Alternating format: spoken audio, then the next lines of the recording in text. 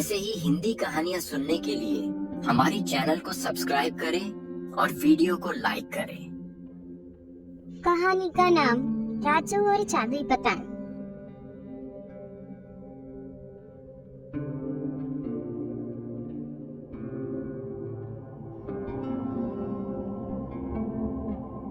एक बार की बात है, एक छोटे से गांव में राजू नाम का एक नटखट और होशियार लड़का रहता था। राजू को पतंग उड़ाना बहुत पसंद था। हर साल बसंत पंचमी के महीने में वो अपनी पतंग को साथ लेकर भाग लेता और खूब मजे करता। लेकिन इस बार का मेला खास होने वाला था। राजू के दादाजी ने उसे एक पुरानी और चमचमाती पतंग दी जो उनके जमाने की थी। दादाजी ने कहा, यह पतंग जादुई है, लेकिन इसे उड़ाने के लिए दिल में सच्ची इच्छा और साहस होना चाहिए। राजू ने दादाजी की बात मानी और हंसते हुए पतंग को लेकर कमरे में रख दिया।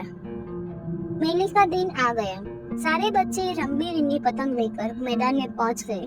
राजू भी अपनी पतंग लेकर आए, लेकिन उसने सोचा कि दादाजी की जादुई पतंग को क्यों न उड़ाया जाए।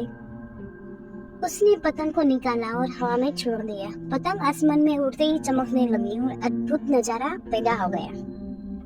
राजू को डर लगा, लेकिन वो जानता था कि उसे साहस दिखाना है।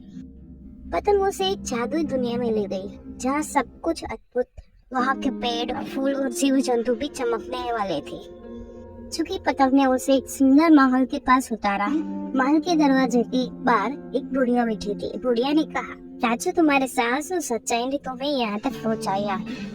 ये महल तुम्हारे लिए है, लेकिन तुम्हें एक शर्त पूरी करनी होगी। राजू ने पूछा, कौन सी शर्त दादी? बुढ़िया ने मुस्कुराते हुए कहा, तुम्हें इस महल के छुपे 3 सवालों के जवाब ढूंढने होंगे। राजू ने हिम्मत जुटाई और महल के अंदर चला गया। पहला सवाल था, सच्चा मित्र कौन होता है? राजू ने सोचा और जवाब दिया, सच्चा मित्र वही होता है जो सुख दुख में साथ दे। दूसरा सवाल था, सबसे बड़ा खजाना क्या होता है? राजू ने सोचा और कहा, सबसे बड़ा खजाना सच्चाई और ईमानदारी है। तीसरा सवाल था, जीवन का सबसे बड़ा लक्ष्य क्या है? राजू ने कहा, जीवन का सबसे बड़ा लक्ष्य दूसरों की मदद करना और खुशियां बांटना है। राजू के सभी जवाब सही थे।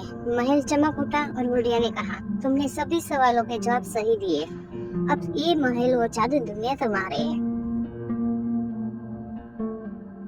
लेकिन राजू ने कहा, मुझे अपने गांव और अपने दोस्त ही सबसे प्यारे हैं। मैं इस दुनिया को अपने साथियों के साथ बांटना चाहता हूँ। बुढ़िया ने खुश होकर राजू को आशीर्वाद दिया और राजू अपनी पतंग को साथ लेकर वापस गांव लौट गया। अब राजू और उसके दोस्त हर दिन उस जादू महल में खेलते और नए नए अनुभव का आनंद लेते थे।